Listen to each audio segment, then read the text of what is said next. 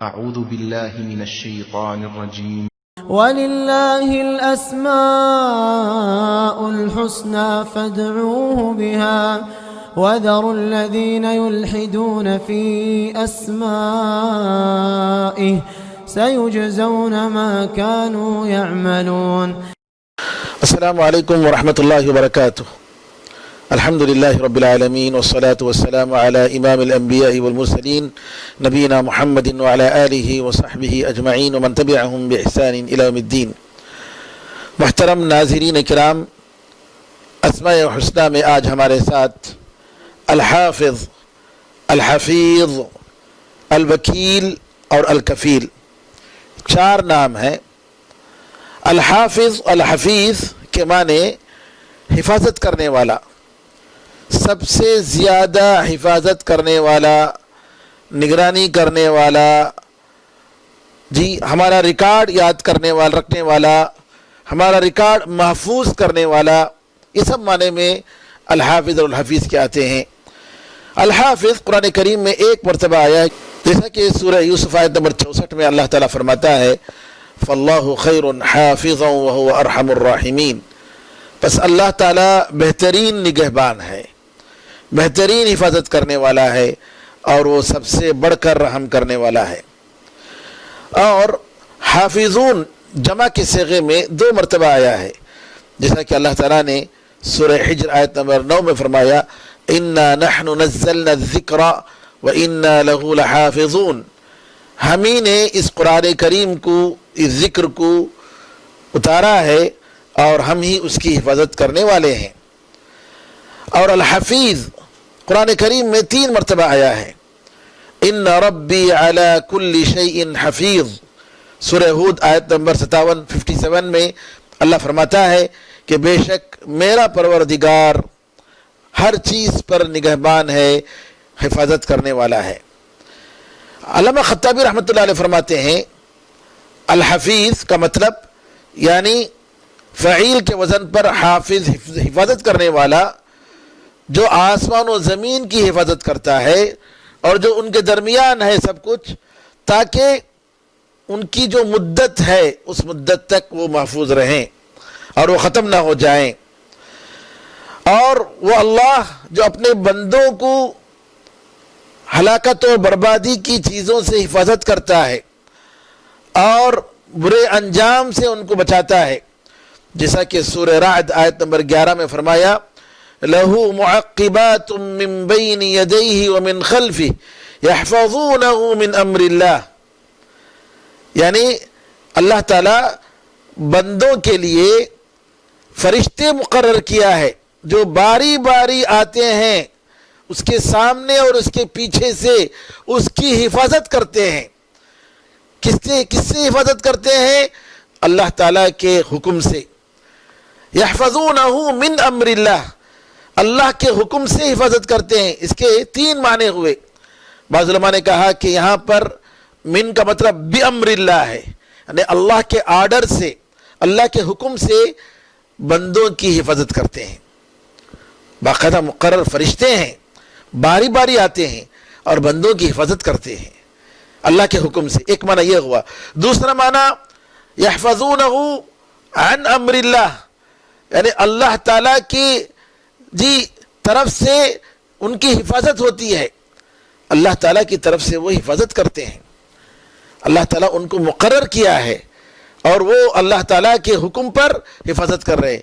تیسرا معنی ان کو بتایا گیا، علماء مفسرین نے یہ کہا یحفظونہ من امر اللہ یعنی من المصائب، تکلیفیں، پریشانیاں، مصیبتوں سے یہ بچاتے ہیں۔ تو بہرحال اللہ تعالیٰ فرشتے مقرر کیا ہے بندوں کی حفاظت کے لیے۔ اسی طریقے سے اللہ تعالیٰ بندوں کے اعمال کی حفاظت کرتا ہے، ان کے باتوں کی حفاظت کرتا ہے، سب گن گن کر رکھتا ہے، ان کی نیتوں کو جانتا ہے، اور کوئی چیز اللہ تعالیٰ سے غائب نہیں ہے۔ اور اسی طریقے سے اللہ تعالیٰ اپنی اولیاء کی حفاظت کرتا ہے، جیسا کہ نبی کریم صلی اللہ علیہ وسلم جب مدینہ آئے تو آپ رات میں سوتے ہوئے اطمینان سے نہیں سو رہے تھے۔ صحابہ نے محسوس کیا تو سعد بن ابی وقاص رضی اللہ تعالیٰ عنہ نے کہا کہ یا رسول اللہ، ہمیں معلوم ہوا کہ آپ اطمینان سے نہیں سو پا رہے ہیں، میں آپ کی نگرانی کرتا ہوں، حفاظت کرتا ہوں، رات بھر میں پہرا دیتا ہوں. تو سعد بن ابی وقاص رضی اللہ تعالیٰ پہرا دے رہے تھے. لیکن جب اللہ تعالیٰ کی یہ آیت نازل ہوئی واللہ یعصمک من الناس، اللہ تعالیٰ آپ کو لوگوں سے بچانے والا ہے، تو نبی کریم صلی اللہ علیہ وسلم نے کہا کہ مجھے کسی پہرے دار کی ضرورت نہیں، آپ لوگ چلے جاؤ، اللہ تعالیٰ نے اپنے ذمے میری حفاظت لے لی ہے. سبحان اللہ. تو اس طریقے سے اپنے نیک بندوں کی بھی اللہ تعالیٰ حفاظت فرماتا ہے، شیطان کے شر سے، شیطان کے مکر و فریب سے اللہ تعالیٰ حفاظت فرماتا ہے. علامہ سعدی رحمۃ اللہ علیہ فرماتے ہیں الحفیظ، اس کے دو معنی ہیں. ایک تو یہ ہے کہ اللہ تعالیٰ ان کے سارے اعمال، بندوں کے سارے اعمال کی حفاظت فرماتا ہے، چاہے اچھا ہو کہ برا ہو، ظاہر و باطن ساری چیزوں کی. اور اس کی نگرانی کے لیے، حفاظت کے لیے فرشتوں کو مقرر کیا ہے، کرامن کاتبین کو. جی اس کا مطلب یہ ہوا کہ اللہ تعالیٰ بندوں کے سارے اعمال سے واقف ہے، اور یہ سب کچھ لوح محفوظ میں محفوظ ہے، لکھا ہوا ہے. دوسرا معنی یہ ہے کہ اللہ تعالیٰ اپنے بندوں کو جو ان کو تکلیف دینے والی چیزیں ہیں ان سے اللہ تعالیٰ ان کو بچاتا ہے.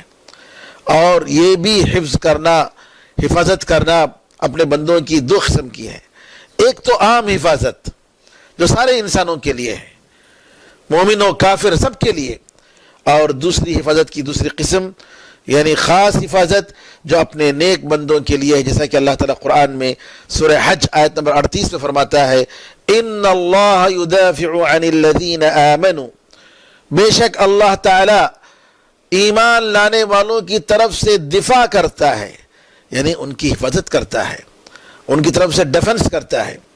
اور اسی طریقے سے حدیث میں آتا ہے، نبی کریم صلی اللہ علیہ وسلم فرماتے ہیں احفظ اللہ یحفظک، اللہ تعالیٰ کی تم حفاظت کرو، اللہ تمہاری حفاظت کرے گا. اللہ کی حفاظت کا مطلب کیا ہے؟ اللہ کے احکام کی، اللہ کے حدود کی. جی اللہ تعالیٰ جن چیزوں سے منع کیا ہے وہاں سے رکنا، یہ اللہ کی حفاظت ہے، اس کے دین کی حفاظت. یحفظ کا یعنی تمہاری وہ حفاظت کرے گا، اس کا مطلب یہ ہے کہ اللہ تعالیٰ تمہیں ہر قسم کی حفاظت دے گا، ہر شر سے تمہیں بچائے گا. الحافظ اور الحفیظ، ان دونوں ناموں پر ایمان لانے کا تقاضا یہ ہے کہ سب سے پہلے ہم اللہ تعالیٰ کے بارے میں یہ یقین اور یہ ایمان رکھیں کہ اللہ تعالیٰ ہماری ہر چیز کو دیکھ رہا ہے، ہر چیز سے واقف ہے، بخوبی واقف ہے، وہ سب دیکھ رہا ہے، کوئی چیز اللہ سے مخفی نہیں. تو ہم اپنی باتوں کو، اپنے اعمال کو اور ہماری ہر چیز کو اس کی مرضی میں ہم اس کو استعمال کریں. ایسا نہ ہو کہ اللہ تعالیٰ ہم سے ناراض ہو جائے. کیوں؟ کیونکہ وہ دیکھ رہا ہے، وہ ہمیں دیکھ رہا ہے. یہ احسان کی دوسری قسم ہے. الاحسان جس کی تعریف نبی کریم صلی اللہ علیہ وسلم نے فرمایا کہ ان تعبد اللہ کأنک تراہ فإن لم تکن تراہ فإنہ یراک، کہ تم اللہ کی ایسی عبادت کرو گویا کہ تم اللہ کو دیکھ رہے ہو، اور اگر تم اس کو دیکھ نہیں پا رہے ہو تو یہ تو دیکھو کہ وہ تمہیں دیکھ رہا ہے. تو احسان کے دو مراتب ہیں، دو لیول ہیں. ایک لیول کہ تم اللہ کو دیکھ رہے ہو، ظاہر سی بات ہے کہ بندہ جب یہ تصور کرے کہ وہ اللہ کو دیکھ رہا ہے، سبحان اللہ، پوری طریقے سے احتیاط کرے گا. اس کی عبادت گویا اس کے سامنے کھڑا ہے، ایسے خشوع اور خضوع کے ساتھ بجا لائے گا. واقعی احسان کا بہت بڑا اعلیٰ مقام ہے. لیکن بندے کے اندر اگر اتنا ایمان نہیں تو اتنا تو یقین ہونا چاہیے کہ اللہ تعالیٰ اس بندے کو دیکھ رہا ہے. جی یہ احسان کا دوسرا لیول ہے، دوسرا مرتبہ ہے جو پہلے سے کم ہے.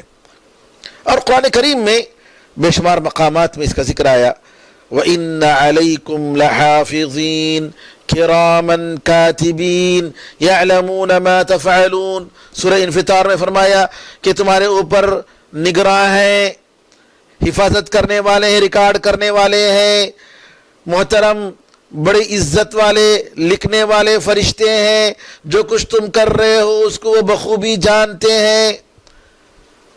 تو بندے کو چاہیے اپنے ہر قول و عمل کو حفاظت فرمائے اور یہ تصور کرے کہ اللہ تعالیٰ دیکھ رہا ہے، لہٰذا اللہ تعالیٰ ہمیں اس کی ناپسندیدہ حالت میں ہمیں نہیں دیکھنا چاہیے. ناپسندیدہ کلمات اپنی زبان سے نکلتے ہوئے اللہ تعالیٰ ہمیں نہیں دیکھنا چاہیے. انسان کو، ایک مومن بندے کو اس کی کوشش کرنی چاہیے. اسی طریقے سے اپنے دل کی حفاظت کن چیزوں سے؟ ریاکاری سے، جی اسی طریقے سے نام و نمود، تکبر اور خیانت، دلوں کی جتنی بیماریاں ہیں ان سارے امراض سے اپنے آپ کو بچائیں. علامہ ابن القیم رحمۃ اللہ علیہ فرماتے ہیں المراقبۃ ہی التعبد بسم اللہ الرقیب الحفیظ العلیم السمیع البصیر. فرماتے ہیں مراقبے کا مطلب یعنی بندہ جو مراقبہ کرتا ہے، یعنی یہ کہتا ہے، یہ سمجھتا ہے، یقین کرتا ہے کہ اللہ تعالیٰ اس کی نگرانی کر رہا ہے اور اس کی نگرانی ہی میں اس کی زندگی گزر رہی ہے. اس کو مراقبہ کہتے ہیں کہ بندہ یہ تصور کرے کہ ہر لمحہ، ہر منٹ، ہر سیکنڈ اس کی ہر بات اور اس کا ہر عمل اللہ کی نظر کے سامنے ہے. علامہ ابن القیم فرماتے ہیں اس کا مطلب یہ ہے کہ بندہ اللہ کی یہ جو نام الرقیب، الحفیظ، العلیم، السمیع، البصیر، الرقیب کا مطلب نگران، الحفیظ حفاظت کرنے والا، العلیم بڑا جاننے والا، السمیع بڑا سننے والا، البصیر سب سے بڑھ کر دیکھنے والا، ان اسماء کو سامنے رکھ کر اللہ تعالیٰ کی عبادت کرے. آپ فرماتے ہیں فمن عقل هذه الاسماء، اگر کوئی شخص ان ناموں کو، اللہ کے ناموں کو سمجھ گیا، اس کا ادراک کر لیا، وتعبد بمقتضاها اور اس کے تقاضوں کے مطابق اللہ کی اس نے عبادت کی، حصلت له المراقبۃ واللہ اعلم، اس کو جو ہے مراقبہ مل جاتی ہے اللہ کے کرم سے. اللہ تعالیٰ بہت زیادہ جاننے والا ہے. تو یہ مراقبہ ہے. سب سے پہلے ان ناموں کا تقاضا یہ ہے کہ ہم اپنے اندر مراقبے کی کیفیت کو پیدا کریں. اللہ تعالیٰ ہمیں اور آپ کو توفیق عطا فرمائے. نمبر 2، ان ناموں سے جو سبق ہمیں لینا ہے، جس کا تقاضا یہ ہے کہ ہم اللہ تعالیٰ کی تعظیم کریں، اس کا احترام، اس کا اکرام اور اس کی بڑائی بیان کریں، کیونکہ وہی اس کائنات کا پیدا کرنے والا اور وہی اس کی حفاظت کرنے والا ہے. جیسا کہ اللہ تعالیٰ قرآن میں سورہ فاطر آیت نمبر 41 میں فرماتا ہے ان اللہ یمسک السماوات والارض ان تزولا وَلَئِنْ زَالَتَا إِنْ أَمْسَكَهُمَا مِنْ أَحَدٍ مِنْ بَعْدِهِ إِنَّهُ كَانَ حَلِيمًا غَفُورًا. بے شک اللہ تعالیٰ آسمان و زمین کو تھامے ہوئے ہے کہ کہیں نہ وہ گر جائیں، اور اگر وہ گر جائیں تو ان کو پکڑنے والا اس کے بعد کوئی نہیں ہے. بے شک وہ بڑا بردبار، غصے کو پی جانے والا اور بڑا معاف کرنے والا ہے.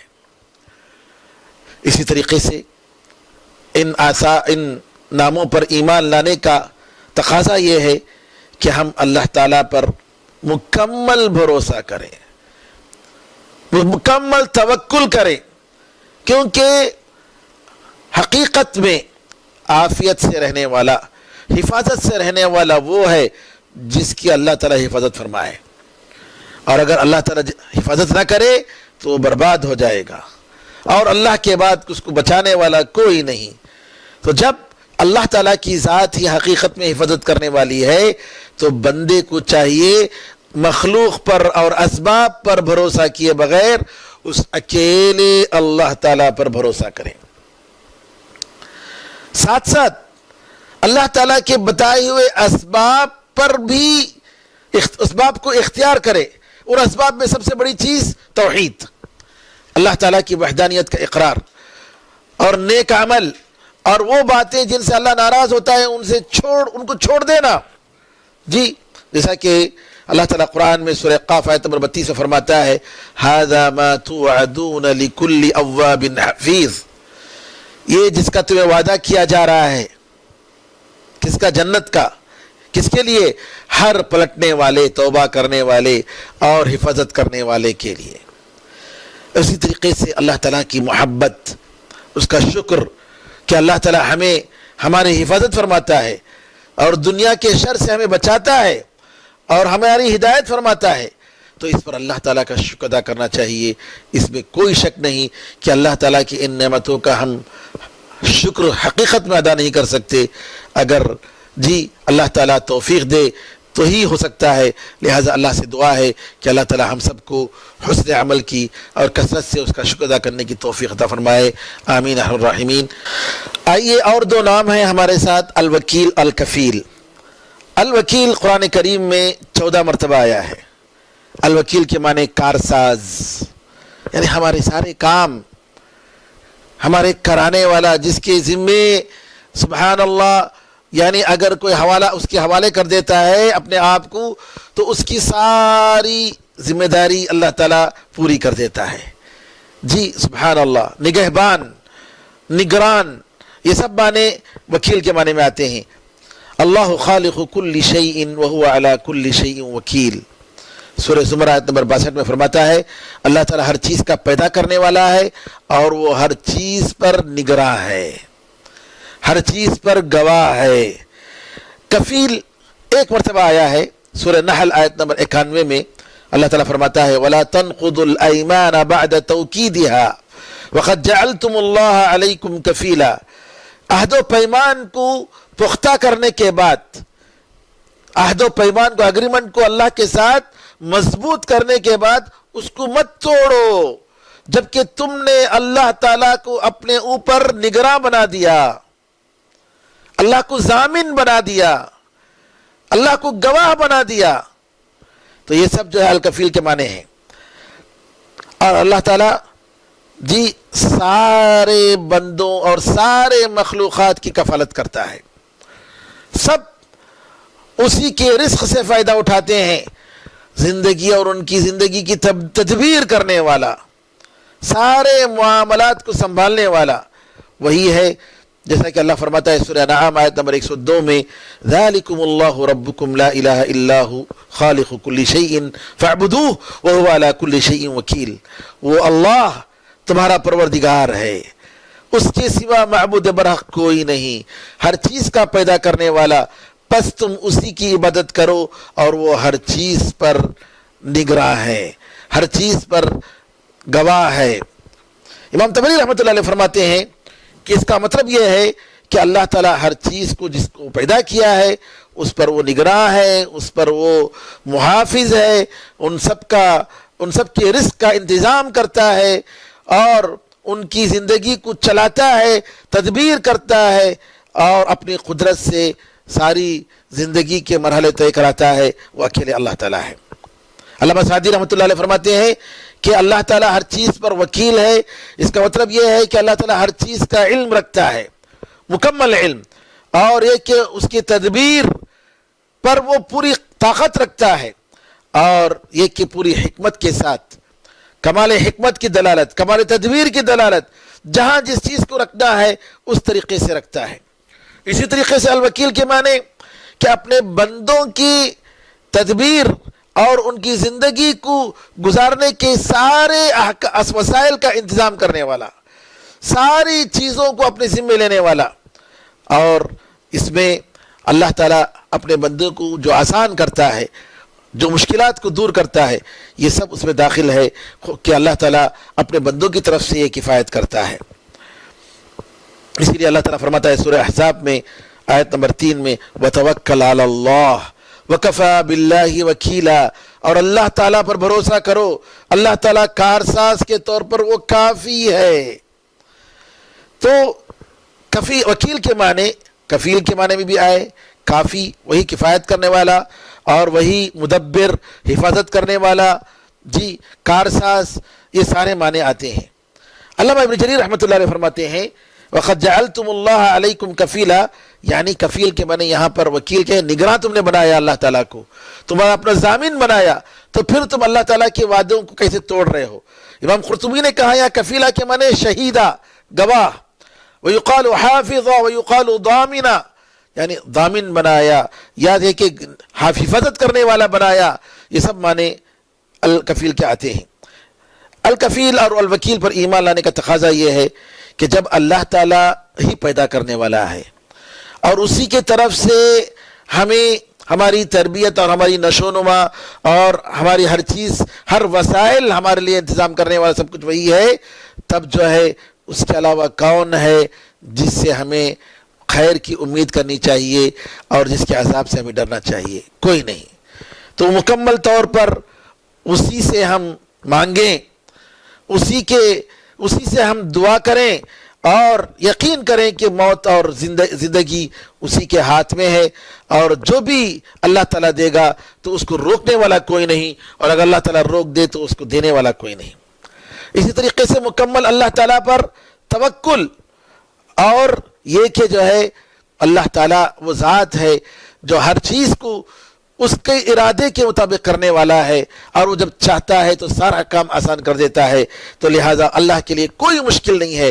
تو لہٰذا انسان مکمل طور پر اللہ ہی پر بھروسہ کرے کہ اللہ تعالیٰ ہی اپنی قدرت کے ذریعے ہمیں بچائے گا اور ہمارے سارے کام وہ انجام دے گا۔ علامہ ابن القیم رحمۃ اللہ علیہ فرماتے ہیں الاستعانہ، اللہ تعالیٰ سے مدد مانگنا، اس کی دو بنیادیں ہیں۔ ایک یہ کہ اللہ تعالیٰ پر بھروسہ کرے، دوسرا یہ کہ اللہ تعالیٰ ہی پر پوری طریقے سے امید رکھے اور اسی سے پورا کام کرنے کی امید رکھے کہ وہی اللہ تعالیٰ کرے گا۔ کیونکہ بعض لوگ جو ہے کسی پر بھروسہ تو کرتے ہیں لیکن اس پر پورا ڈیپینڈ نہیں کرتے۔ یہاں یہ کہ بھروسہ کے ساتھ ساتھ اللہ تعالیٰ ہی پر مکمل طور پر ڈیپینڈ کرنا چاہیے، مکمل طور پر توکل کرنا چاہیے، اور لوگوں سے مایوس ہو جانا چاہیے، لوگوں سے بے نیاز ہو جانا چاہیے۔ اور اسی طریقے سے کہ بندے کے رزق کا جب ضامن اور اس کا انتظام کرنے والا جب اللہ تعالیٰ ہی ہے تو ہمیں چاہیے کہ اللہ تعالیٰ ہی سے مانگے اور رزق کے سلسلے میں پریشان نہ ہوں، رزق کے سلسلے میں کبھی پریشان نہ ہو، اور اللہ تعالیٰ پر امید کر کے اپنے آپ کو تسلی دیں کہ اللہ تعالیٰ ہے جو ہماری ہر ضرورت کو انشاءاللہ پوری کرنے والا ہے۔ اور یہ کہ اللہ تعالیٰ اپنی حکمت کے ساتھ ہمیں رزق دیتا ہے، ہمیں پریشان ہونے کی بات نہیں بلکہ ہر حالت میں صبر کرنا ہے اور اللہ تعالیٰ کا شکر بجا لانا ہے۔ اور یہ کہ اللہ تعالیٰ خاص بندے جو نیک بندے ہیں ان نیک بندوں کی خصوصی نگرانی کرتا ہے، خصوصی ان کی مدد کرتا ہے، اور ان کا وہ خصوصی طور پر کفایت کرتا ہے۔ تو لہٰذا پریشان ہونے کی بات نہیں، مومن جتنا اللہ تعالیٰ پر یقین کرے گا اتنا زیادہ اللہ تعالیٰ ان کے لیے ہر شر سے بچائے گا اور ان کی حفاظت فرمائے گا، اور انہیں جو ہے اپنی طرف سے ان کو بے نیاز کرے گا، جیسا کہ قرآن کریم میں آتا ہے سورہ آل عمران میں آیت نمبر 173 میں کہ جب غزوہ خندق کے موقع پر سارے دشمنان اسلام جمع ہو گئے تھے، لوگوں نے ڈرایا مسلمانوں کو، نبی کریم صلی اللہ علیہ وسلم کو کہا کہ لوگ تو تمہارے خلاف پوری دنیا والے جمع ہو چکے ہیں، تم کیا کرو گے؟ تو کہا حسبنا اللہ ونعم الوکیل، حسبنا اللہ ونعم الوکیل، کہا ہمارے لیے اللہ تعالیٰ کافی ہے اور کیا ہی بہترین وہ کارساز ہے۔ اور واقعی اللہ تعالیٰ نے ساری فوجوں کو شکست دے کر اللہ تعالیٰ نے بھیج دیا، سب کے سب بکھر گئے۔ لہٰذا آج بھی ہم مسلمانوں کو اللہ پر پورا توکل کرنا چاہیے۔ آج یہ نعمت توحید کی نعمت نہ ہونے کی وجہ سے آج ہم مسلمان اللہ تعالیٰ کی مدد سے محروم ہو چکے ہیں۔ کون ہے بتائیے مسلمانوں میں کتنا پرسنٹیج ہے جو آج اللہ پر مکمل بھروسہ کرتا ہے؟ کوئی کسی ولی پر بھروسہ کر رہا ہے، کوئی کسی فلاں پیر پر، کسی درگاہ والے پر، نعوذ باللہ۔ یہ آج ہم مسلمان لا الہ الا اللہ کہتے ہوئے اپنے ایمان کو کھو چکے ہیں، اس توکل کو ہم چھوڑ چکے ہیں جو اللہ تعالیٰ پر اکیلے اللہ پر ہونا چاہیے، جو ایمان کا اہم جز ہے۔ ہمارے بھروسے اور ہمارے اعتماد اور ہماری امیدیں دوسروں سے لگی ہوئی ہیں، اللہ تعالیٰ سے نہیں لگی ہوئی ہے۔